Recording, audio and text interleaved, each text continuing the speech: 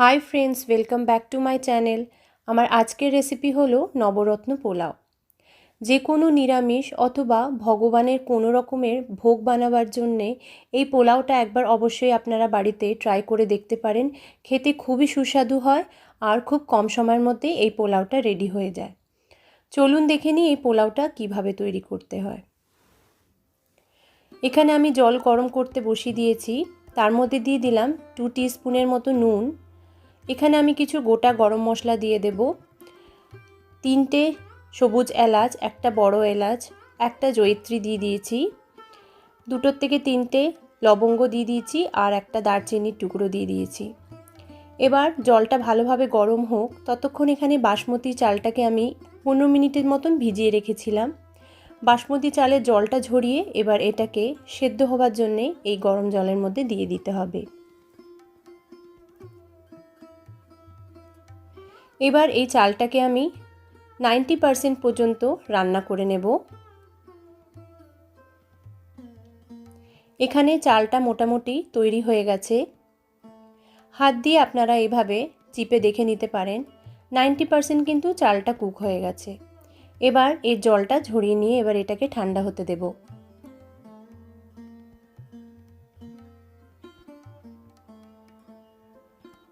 এদিকে আমি কিছু সবজি নিয়ে নিয়েছি, গাজর, বিনস, এখানে ফ্রোজেন মটরশুঁটি নিয়েছি, কিছুটা পনির নিয়ে নিয়েছি, টুকরো করে কেটে রাখা ফুলকপি আর কিছু বাদাম নিয়ে নিয়েছি।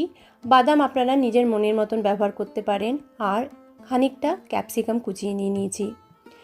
কড়াতে 2 টিস্পুনের মতন সাদা তেল নিয়ে নিয়েছি। এখানে আমি আলুকে খুব ছোট ছোট করে কুচিয়ে নিয়েছি, সেই আলুর কুচানোটা এখানে আমি দিয়ে দিলাম। এবার আলুটাকে ভালোভাবে ভেজে নিতে হবে। 1 থেকে 2 মিনিট আলুটাকে ভালোভাবে নাড়াচাড়া করে নেব। 1 থেকে 2 মিনিট মোটামুটি আলুটা ভাজা হয়ে গেছে। এবার এখানে অ্যাড করে দেব আমি কুচিয়ে রাখা গাজর। যেই সবজিগুলো সেদ্ধ হতে বেশিক্ষণ সময় লাগে সেই সবজিগুলোকে আগে দিয়ে ভালোভাবে 70% পর্যন্ত রান্না করে নেব। এবার এখানে অ্যাড করে দেব কুচিয়ে রাখা বিনস আর অ্যাড করে দেব এখানে টুকরো করে কেটে রাখা ফুলকপি। সব কিছুকে আরও একবার ভালোভাবে মিশিয়ে নিলাম। এখানে অল্প করে দিয়ে দেব আমি নুন। নুনটা দেওয়ার পর সব কিছুকে ভালোভাবে মিশিয়ে এবার এটাকে আমি 70% পর্যন্ত ভাজতে দেব। এখানে মোটামুটি আলু, ফুলকপি, বিনস ভাজা হয়ে গেছে। সবথেকে শেষে অ্যাড করে দিলাম ক্যাপসিকাম আর ফ্রোজেন মটরশুঁটি। এবার এটাকে ভালোভাবে ভাজা হতে দেব।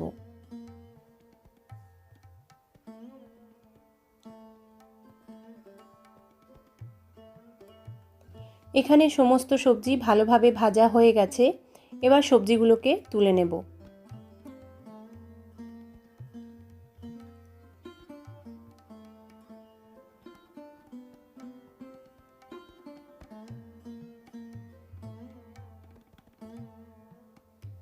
ওই একই কড়াতে টুকরো করে কেটে রাখা পনিরগুলোকেও ভেজে নিতে হবে। খুব বেশি পনিরটা ভাজার প্রয়োজন নেই, 1 মিনিটের মতন পনিরটাকে ভেজে তুলে নেব।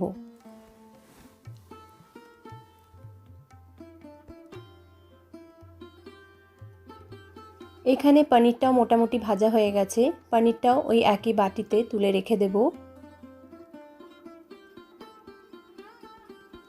এবার ওই একই তেলের মধ্যে আমি কিশমিশ আর কিছু বাদাম নিয়ে নিয়েছি, সেগুলো আমি ভালোভাবে ভেজে নেব।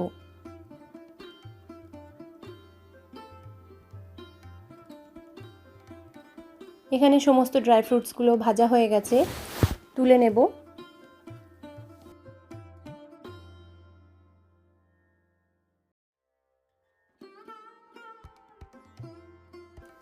ওই একই কড়াতে দিয়ে দিলাম 1 টিস্পুনের মতন ঘি। ঘিটা ভালোভাবে গরম হয়ে গেলে এখানে আমি গোটা গরম মশলার ফোড়ন দিয়ে দিলাম। এখানে অ্যাড করে দেব 1 টিস্পুন গ্রেট করে রাখা আদা। আদাটাকে ভালোভাবে ভেজে নিতে হবে।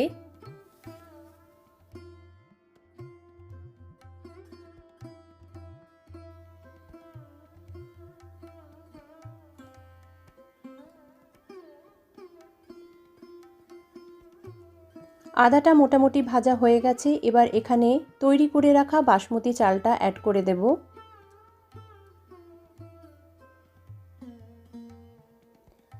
খুবই হালকা হাতে এবার চালটাকে ওপর নিচ করে একটু নাড়িয়ে দিতে হবে।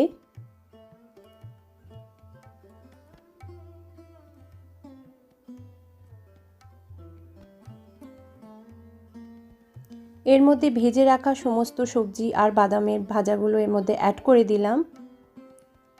সব কিছুকে আরও একবার ভালোভাবে মিশিয়ে নেব। খুবই হালকা হাতে কিন্তু মেশাতে হবে যেন চালগুলো না ভেঙে যায়।